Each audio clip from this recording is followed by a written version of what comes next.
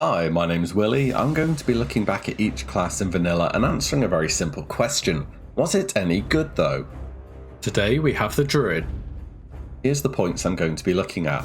The leveling experience, how good they were at it and how fast they could level. The class quests, what were they for and how well they fit. PvE, dungeon and raid performance. PvP, open world or battlegrounds. And tier sets, the effects they had as well as the looks. Happy tree, evergreen tree. Look at that. Isn't that a nice little tree? Do a tree. There's trees. It's a good tree. If any class was specifically designed to embody the idea of being a hybrid, then the Druid must be it. Tanking, healing, ranged or melee DPS, Druid could do it all with varying degrees of success. In recent expansions on retail, Druids even received a 4th specialization, and they're the only class to have done so. It's important to keep in mind that in Classic, you're not in any way restricted to certain spells by choosing a specialization, so a Feral Druid will still have access to all the balance spells and vice versa. Because of this, Druid was affected by something called the hybrid tag, which meant that as they had access to perform several roles at all times, they would not be as good as a class that could only perform one role at a time. As we will see later, many gear options support this playstyle by giving all main stats. However, throughout vanilla, Druid definitely formed some niches where it became competitive. So how did this hybrid playstyle pan out while leveling? Supreme mobility, stealth, heals, it certainly did make the Druid a very capable solo leveler. Keep in mind that Bear form is learned at level 10 and Cat at level 20, so you do have quite a few levels of staff bashing before you get to the good stuff. Most players choose to spec into the Feral tree whilst leveling for several reasons. First of all, it's more efficient to use your mana on healing spells in between combat and letting it regenerate during the next battle. Using balance spells and trying to heal will quickly deplete your mana bar, leaving you going back to staff bashing again. And even if you are able to defeat enemies before they reach you, you're going to need to drink up again to regenerate your mana before the next battle. Balance just isn't very mana efficient early on, or well, at all for that matter. Cat form gives you an energy bar, which is good news as it regenerates on its own, it's reliable and consistent, which means you aren't constantly relying on mana, which gives you overall more uptime in combat. By level 21 you can have 2 out of 2 in Feline Swiftless, giving a big 30% movement speed buff and a nice little bit of dodge while outdoors in cat form at all times. Never underestimate the power of movement speed in Classic, it's without a doubt the most important stat while leveling. In addition to this, you unlock travel form at level 30, which gave 40% movement speed buff whilst outdoors, which is as good as a level 40 mount for a fraction of the cost. It was also instant cast as opposed to normal mounts, which have a 3-second cast time. Choosing the Feral tree also gave you better ability to tank in dungeons for a group, so you can already see how flexible the Druid is able to be. On top of this, Druids learned Teleport Moonglade at level 10 as part of their Bear questline. This was really useful as it allowed the Druid to teleport straight to a class trainer to learn new spells, and then hearthstone back to the zone they were leveling in. This unique ability saved a bunch of time, but keep in mind to only level the skills that are essential or you'll quickly find yourself out of money. All in all, Druids were solid at leveling, not the fastest, but far from the slowest. Though they do start slow, by level 20 when you pick up cat form, things really start to get better. Let's have a look at some of the Druid quests. So in Classic, Druids don't just start with shapeshift forms. At level 10, your first quest sends you on a journey to learn how to shapeshift to a bear, during which you get your first trip to Moonglade to speak to the Great Bear Spirit. Following this, you have a small combat sequence to prove your strength, and then you can claim your reward. Not all shapeshifts require a quest, some are taught by your class trainer, but overall they offer a nice bit of class flavour. The Sanctuary of Moonglade introduces Druids as a more peaceful class and shows Horde and Alliance races together in the same zone, which makes sense for the Druids. They're supposed to be the whole, protectors of Azeroth type thing going on, so a faction war would make a little sense to them. The next quest available is to learn Cure Poison at level 14, which is a really vital ability for the Druids. In many late game encounters, the ability to cure poison is super important. This is focused around finding a remedy for those who are sick, once again bringing up the Druid's role as being a protector. Next at level 16, there's a quest to learn to adapt to your aquatic form, which will involve 2 tests in open water for the Druid to overcome for unlocking it. Definitely worth looking into this one sooner than later, as mounts cannot be used in water and vanilla, so this is a good way to keep you moving fast and going forwards whilst questing. And then of course there's the standard quest in Sunken Temple at level 52, which has some decent gear options. Overall, the Druid quests are quite front loaded. I do like the class favour and attitude they bring about for the class. It would have been nice if there was a quest for cat form too, or perhaps something a bit more late game thrown in there. It does all end a bit early. Overall though, Druid quests are some of the best ones for me. Okay, PvE, this is where things are going to start getting a bit weird. I believe even people with a pretty limited knowledge of vanilla may know that Druids, they weren't really considered the best at endgame. The hybrid tax hit them very hard. People often have an attitude that if something is not the best, it's the worst, and while Druid wasn't the best at any of the roles it could fulfill, it was able to perform adequately in multiple roles, sometimes at the same time. There was one true exception to the above, which was Restoration, which was really good standalone, and also scaled very well throughout vanilla.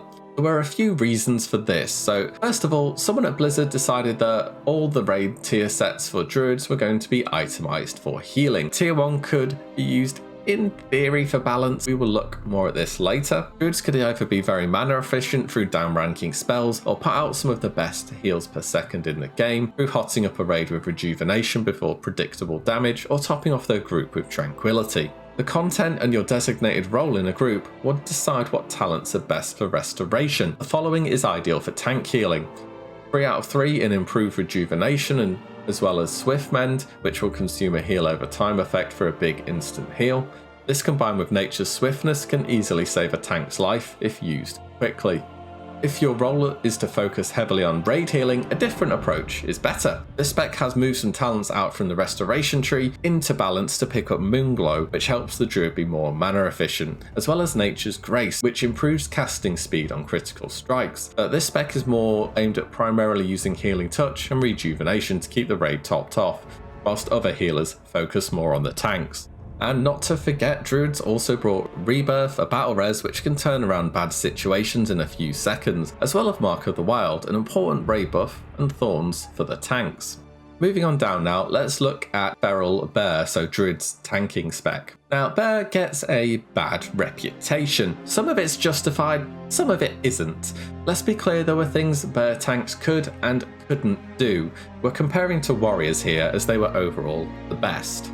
So let's start with the good. Single target threat generation was really good. Bears had Rage as a resource, and well, let's just say they take a lot of damage. And taking a lot of damage means you generate a lot of threat, enabling you to spam your key single target threat generator, Maul.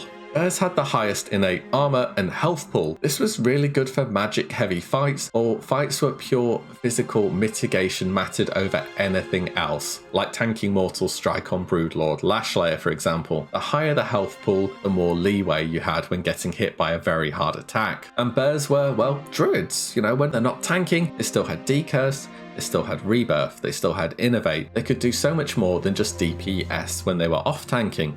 So now onto the issues. Bears could not block or parry attacks, and consequently meant they were weak to crushing blows, which was a strike that dealt 150% of normal damage from a boss. They could also be crit. This meant you didn't really want a Druid on any boss that could frenzy, like Magmadar or Chromagus for example, as there's a good chance you would just get deleted before the Hunter's Trank Shot even hits the boss. Second of all, despite having more health and armor than Warriors, you just straight up took more damage because you were weak to all these extra damage sources. Their AoE threat was generated solely from Swipe, which was limited to 3 targets, and even then the attack did not hit a lot and it was pretty weak. And finally they had weaker cooldowns. All this meant that Bears did function as a tank, but most of the time as an off tank and only on certain bosses really. A Bear tank talent tree varies from your role in the raid. A setup where you'll be tanking frequently would look like this.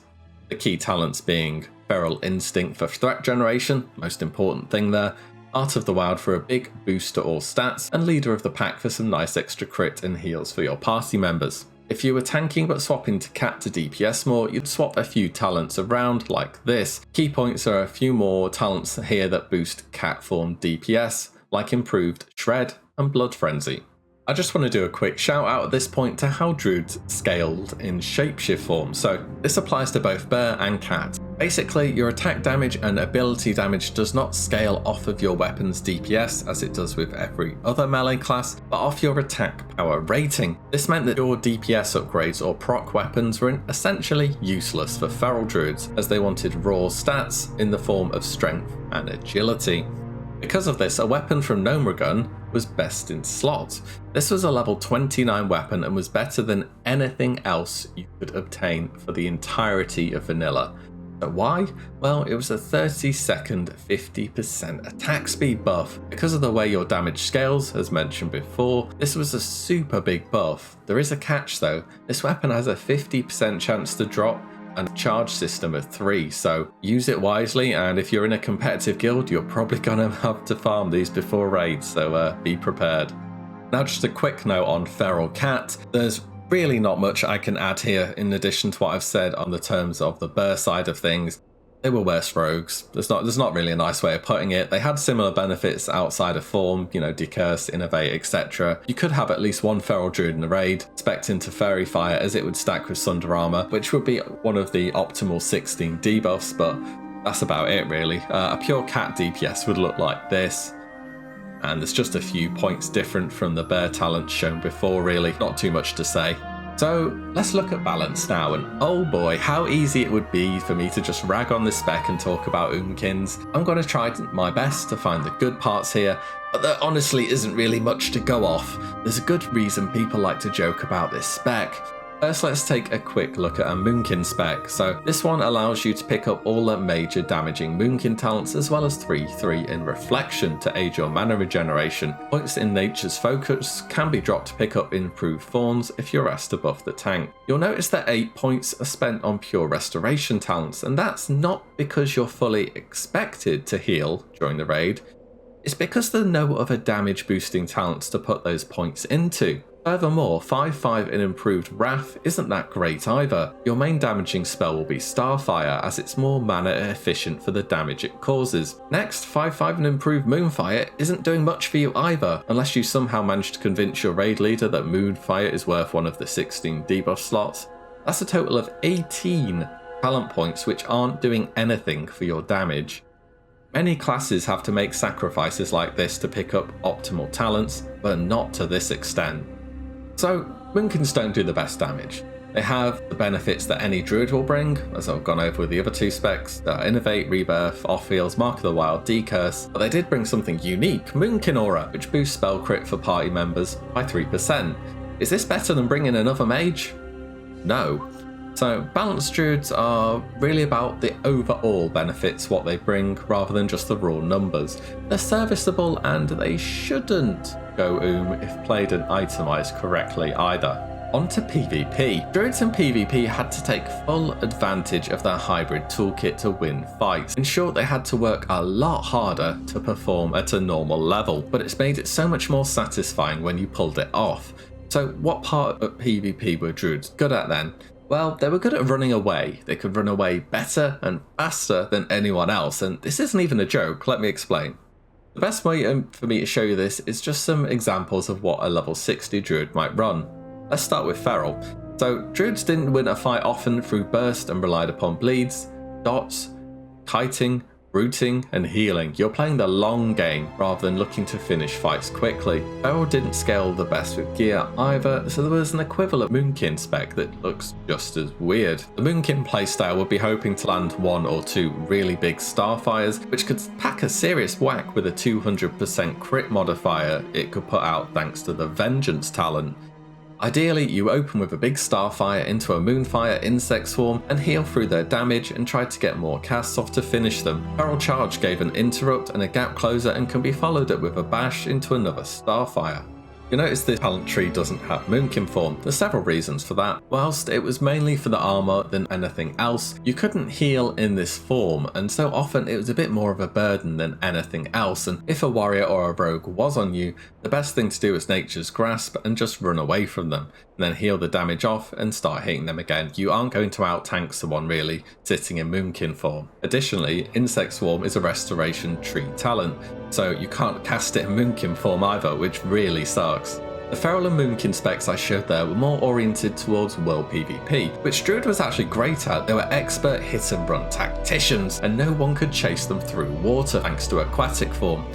So what about Battlegrounds? Well, it may come as no surprise, but hit and run doesn't really work when the guy you're hitting has a healer, or in fact anyone else behind him for that matter. Battlegrounds encourage burst and control a lot more, and Feral just couldn't cut it on the front lines. You'd be sitting there in bear form, dealing next to no damage, getting absolutely bashed by warriors if you even so much as thought of going cat form. What about Moonkin? Well, some good-ish news, I suppose. As long as you're able to chill at the back and hard cash your Starfires, you're a-okay. With improved Starfire, you had a 15% chance to stun for 3 seconds.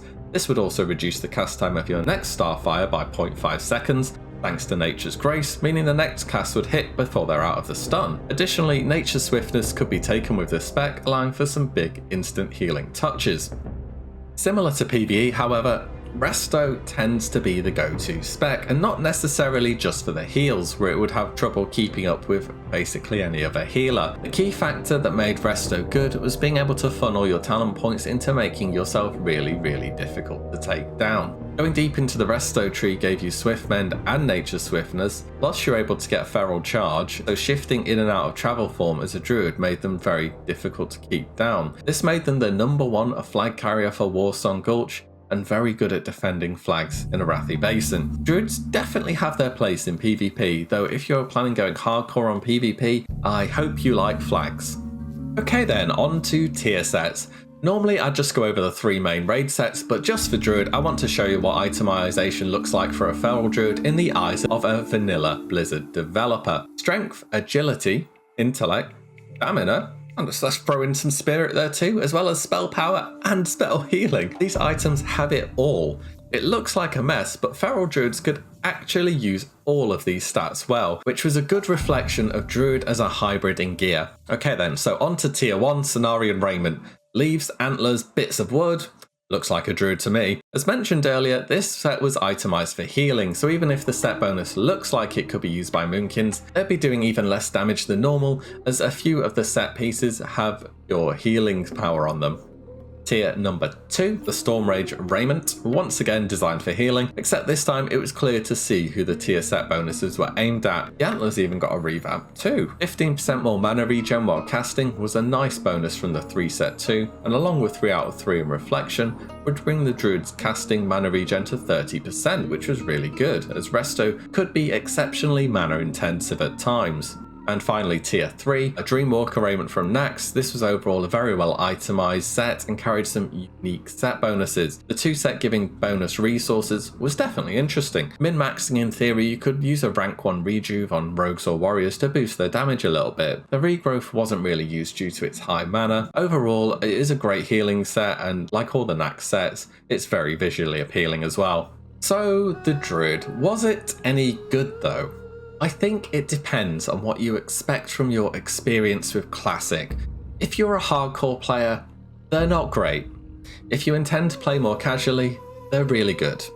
For hardcore players, Druids are mainly just healers unless you know some people in the right place who will allow you to play the specializations. Saying that, there are some people that will want to just heal, and that's fine, but Druids just tend to be more expected to fulfill that one playstyle at endgame, and you should be aware of it. For a more casual player who intend to take their time, they're a solid leveler, capable in solo play and group play. They offer a great deal of versatility to any party, and you can't forget about the benefits of travel form when just going between farming or herbalism or things like that. So there we have it, the Druid, the hybrid, a true jack of all trades, master of none. Many thanks as always for watching. Let me know what you think. Cheers, bye.